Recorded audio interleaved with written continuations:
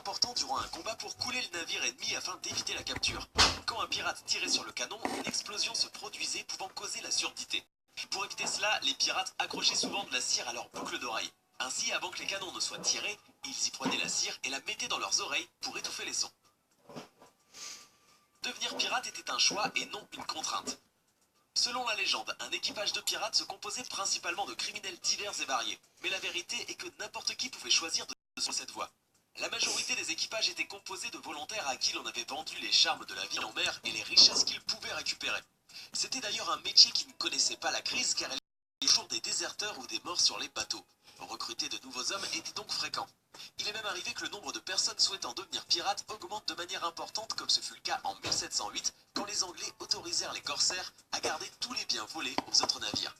Toutefois, quand il manquait d'hommes, ils n'hésitaient pas à utiliser la force pour en trouver. Leur alcoolisme n'était pas seulement lié à leur sens de la fête. Qu'ils soient fans de rhum ou d'alcool plus secret, les pirates étaient des accros à la bouteille. Ils entretiennent dans l'imaginaire collectif une réputation d'alcoolique, mais ce goût pour les boissons fortes était justifié. La pression sociale a poussé les pirates à boire de l'alcool car il servait de lien entre les pirates. Ne pas boire d'alcool en étant pirate était mal vu, et la méfiance était de mise face au sobre. Et l'alcool, surtout quand un équipage mettait la main sur une cargaison de rhum, ne servait pas seulement à s'enivrer. Il était utilisé pour soulager et guérir des maladies allant du scorbut à l'intoxication alimentaire. Cependant, l'alcool a causé du tort à beaucoup de pirates qui, après une surconsommation d'alcool et de jeux de hasard, finissaient comme mendiants dans des villes comme Port-Royal en Jamaïque. Pourquoi les pirates portaient-ils des bandelettes oculaires? À cause des batailles à l'épée courantes à cette époque, quelques pirates ont effectivement perdu un œil. Cependant, la plupart d'entre eux portaient des caches oculaires pour une toute autre raison. Quand ils pillaient des navires ou protégeaient les leurs, les pirates faisaient beaucoup d'allers-retours entre le point du milieu du bateau et la cabine sombre sur le pont. Les écarts de lumière pouvaient être un handicap à cause du temps d'adaptation de l'œil. Alors, en décidant de garder ainsi un œil ouvert, ce dernier était toujours ajusté à l'obscurité. Quand ils se précipitaient dans la cabine sombre, ils enlevaient simplement le cache-œil et du coup, étaient instantanément en mesure de voir. Pourquoi les pirates portaient-ils des boucles d'oreilles? C'est l'une des traditions les plus bizarres de pirates. La plupart des gens ne la connaissent pas parce qu'ils ne s'attendent pas à ce que des pirates s'inquiètent de l'endroit où ils seront enterrés.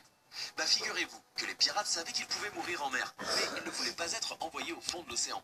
Donc, afin de s'assurer qu'ils seraient bien enterrés, ils portaient des boucles d'oreilles coûteuses. Lorsqu'un pirate mourait, ses boucles d'oreilles étaient fondues et vendues dans le but de payer son cercueil et autres frais d'inhumation. Dans le cas où un pirate était retrouvé échoué sur la côte, d'autres s'occupaient de son enterrement.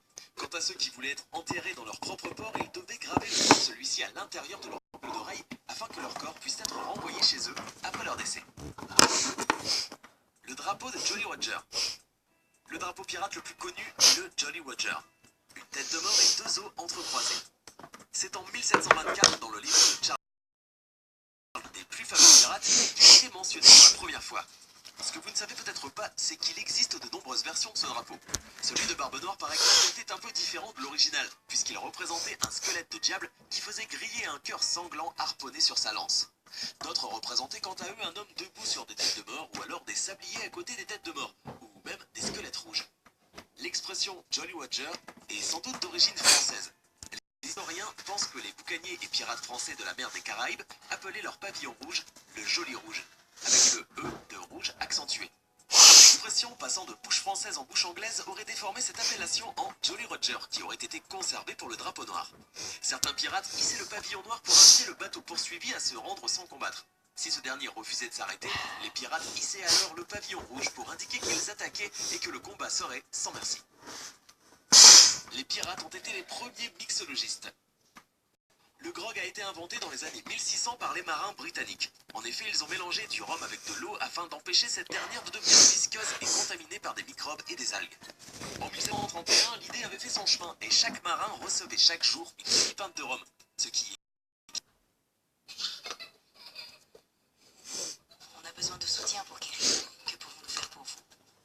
environ 5 shots. Les pirates ont ensuite emprunté cette recette mais y ont apporté quelques changements. Ils y ont ajouté du jus de citron pour éviter le scorbut, du sucre pour améliorer le goût. Du coup, cela est vite devenu la boisson des pirates. Tous les pirates n'étaient pas des hommes. Les femmes pirates étaient parfaitement intégrées au quotidien des pirates. Elles pouvaient y aller sans craindre cette activité, même si cela nécessitait pour certaines de franchir la barrière des genres et de faire leurs preuves.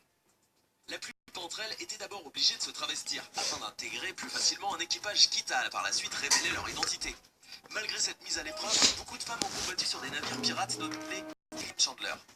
Même si sa véritable identité fut par la suite dévoilée, on l'autorisa à continuer à exercer la piraterie en tant que femme, mais elle abandonna cette vie par la suite. Et oui, à cette époque, il n'était pas nécessaire d'être un homme pour être un pirate. Deux des pirates féminines les plus célèbres étaient Mary Read et Anne Bonny. En 1720, les deux femmes naviguaient sur le bateau pirate Revenge. Mary s'habillait comme un homme pour cacher son identité, et Anne était le capitaine en second. Quand leur navire a été capturé, les deux femmes ont été jetées en prison. Au moment de leur arrestation, par vengeance contre lui, elles ont entraîné dans leur chute le capitaine du navire, Calico Jack, aussi connu sous le nom de Rackham.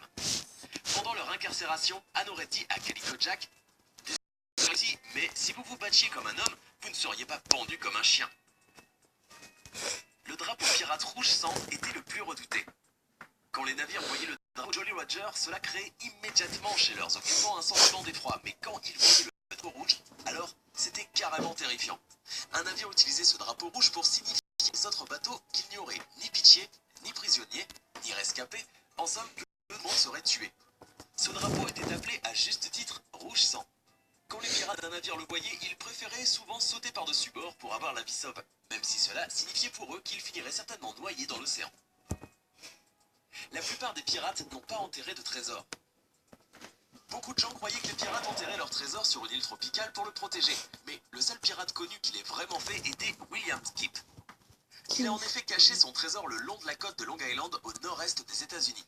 Seulement, ses plans ont échoué quand l'un de ses ennemis l'a déterré et l'a utilisé comme preuve pour faire condamner Kipp pour acte de piraterie.